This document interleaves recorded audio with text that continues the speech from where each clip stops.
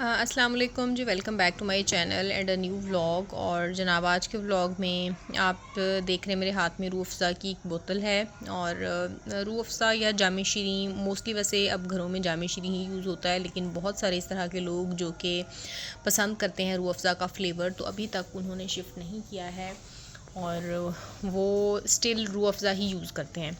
तो जी ये अपने अपने टेस्ट बर्ड्स की बात है कि जिसको जो पसंद होता है इन दोनों में से, तो वो शरबत उनके घर में आता है। और ये वो लाल शरबत है जो कि पाकिस्तान का समझें कि कौमी मशरूब बन चुका है। इस लाल रंग के शरबत का जो यूजेज है वो काफ़ी चीज़ों में इस्तेमाल किया जाता है।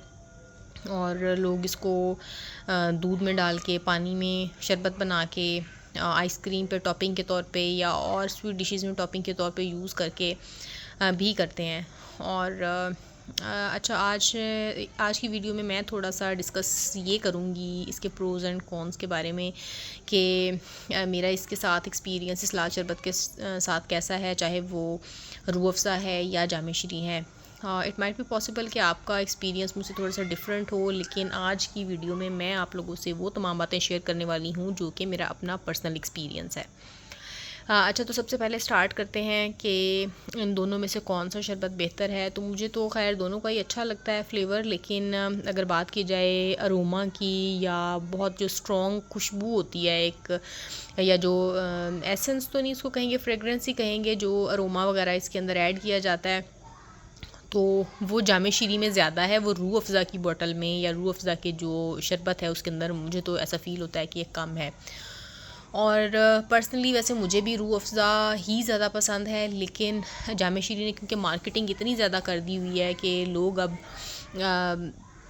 अगर कहा जाए ये कि लाशऊरी तौर पे इसको ख़रीदते हैं, यानी जाम शीरीं को ख़रीदते हैं। अगर रूह अफ़ज़ा और जाम शीरीं पड़ा हुआ हो तो ये गलत नहीं होगा। बाकी चीज़ को आप डिफरेंट चीज़ों में इस्तेमाल कर सकते हैं, लेकिन कितना कर सकते हैं और कब कब कर सकते हैं, तो ये बहुत ज़रूरी है कि आप इसका जो इनटेक है उसको प्लीज़ लिमिटेड रखिए।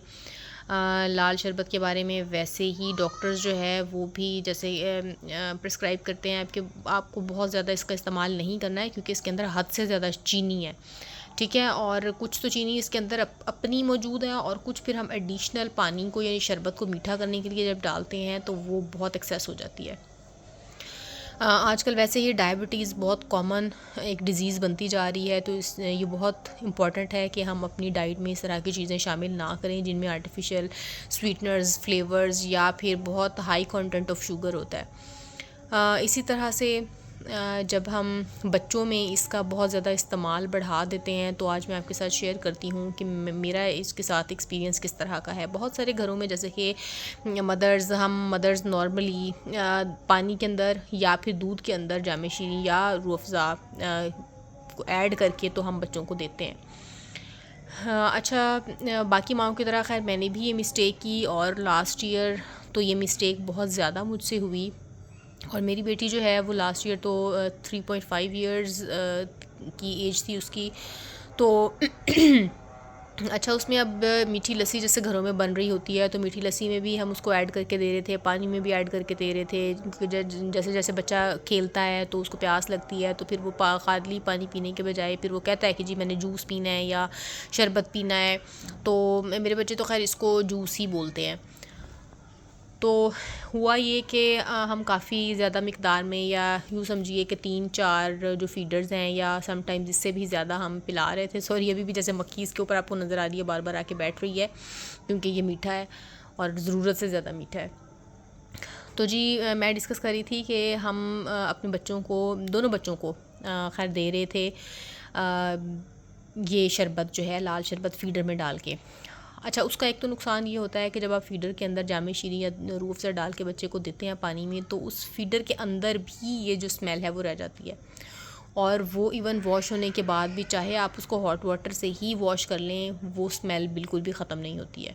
और बच्चा जब उसी सेम फ़ीडर में दूध पीता है तो फिर वो आहिस्ता आहिस्ता फ़ीडर में दूध पीना छोड़ देता है, या वैसे ही वो दूध पीना छोड़ देता है, क्योंकि उसको वो अजीब तरह की एक जो स्मेल है वो आ रही होती है, क्योंकि उसको आदत नहीं होती उस दूध में से पहले उस स्मेल को लेने की। तो एक तो ड्रॉबैक ये है कि आपका बच्चा फ़ीडर में से दूध लेना छोड़ सकता है। दूसरा एक नुकसान जो है, अगर आपका बच्चा अभी डायपर पे है और वो पोटी ट्रेन नहीं है, तो वो एक्सेसिवली डायपर्स ख़राब करेगा, यानी वो पी इतना ज़्यादा करेगा कि आपको बार बार डायपर्स उसके चेंज करने पड़ेंगे।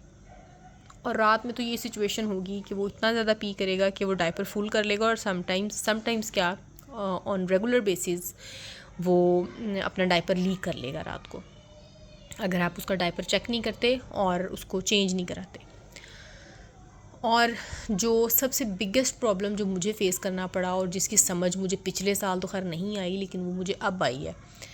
अच्छा, पिछले साल कुछ इस तरह से था कि मेरी बेटी का काफ़ी ज़्यादा इशू हो गया। उसका जो ब्लैडर है वो हमें लगता था कि ओवर एक्टिव हो गया है। वो बार बार वॉशरूम जाती थी, मुझे मामा पी आ रहा है, और वो बार बार हमें उसको ले जाना पड़ता था।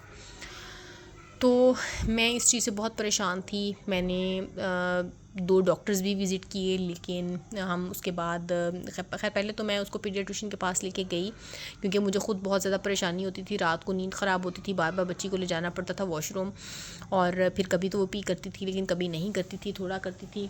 हाँ, डॉक्टर ने खैर इनिशियली ये डायग्नोज़ किया कि हो सकता है कि इसके जो स्टमक है उसके अंदर गर्मी हो, जिसकी वजह से इस तरह से हो सकता है। लेकिन जब उसको मेडिसिन वगैरह पिलाई गई, सारा कुछ हुआ, तो उसके बाद हमें फ़ील हुआ कि नहीं, इस तरह का कोई भी प्रॉब्लम उसके अंदर नहीं है।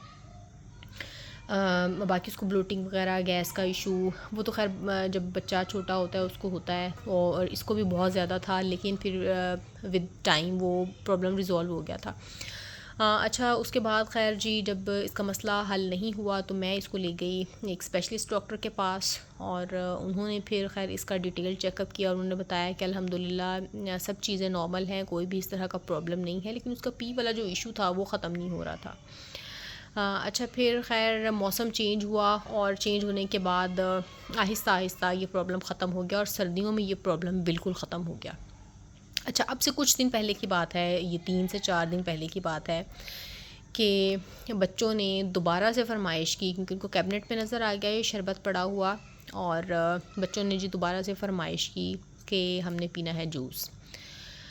तो जैसे ही मैंने उस बच्चे को फ़ीडर बना के दिया अपनी बेटी को, कैन यू बिलीव कि उस दिन सिर्फ़ एक फ़ीडर पीने की वजह से वो रात तक उसकी वही रूटीन, सेम रूटीन जो कि मैं पिछले साल फ़ेस करती रही हूँ, वो दोबारा स्टार्ट हो गई। और मैं इस बात पे परेशान हुई, और मैं हैरान भी हूँ कि इस लाल शरबत के अंदर ऐसी क्या चीज़ है जिसकी वजह से बच्चे का ब्लैडर इतना एक्टिव हो जाता है। मतलब ये बहुत अलार्मिंग है। हाँ, पिछले साल मैं इसको जामे शीरी देती रही हूँ, लेकिन इस साल मैंने इसको रूह अफ़ज़ा दिया है।